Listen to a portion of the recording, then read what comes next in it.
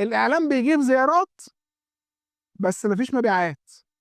المشكله فين؟ ما هو انت لازم تعرف الناس بتقف فين. كوني بيجيب زيارات، بص كونه بيجيب زيارات يعني الناس عجبها الاعلان، وقفت، عمل حاجه اسمها ايه؟ سكرول ستوبر اللي شرحناها قبل كده. فهو وقف على الاعلان، جاب زياره، يعني الراجل عمل ايه؟ عمل كليك، راح عندك على الويب سايت، ما اشتراش ليه؟ دي اجابتها لازم تعرف العميل بتاعك بيقف فين.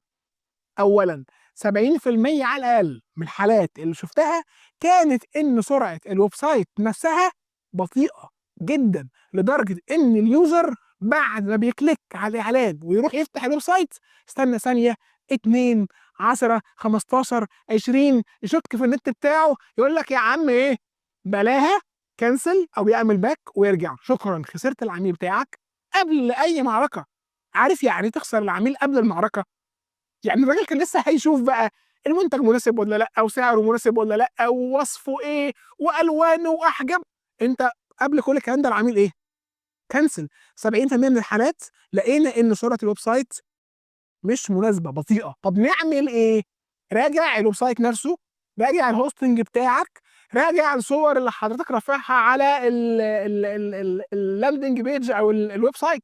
حضرتك مختار هوستنج ممتاز، او عامل عند ايزي اوردرز سرعتها عظيمه، عامل عند يو كان، عامل عند شوبيفاي، خلاص مفيش كلام على السرعه، لكن حاطط لي صور المنتج كل صوره ميجا ونص و2 ميجا. ليه يا حبيبي؟ هم بيعملوا كومبريشن بس ليه؟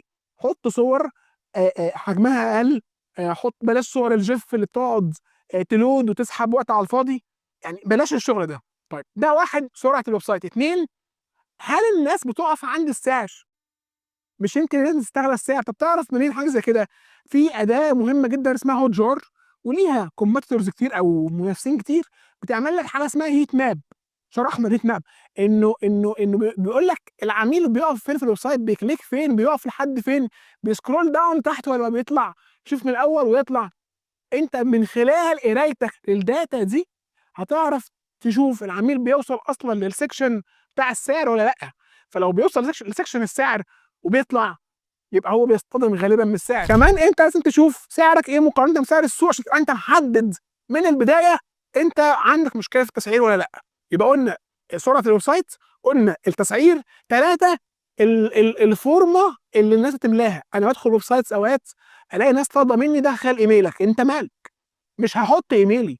ووافق على ان احنا نبعت لك ايميلات ورا يا عم، سهل الفورم بتاعت الشراء قدر الامكان، ما تخليهاش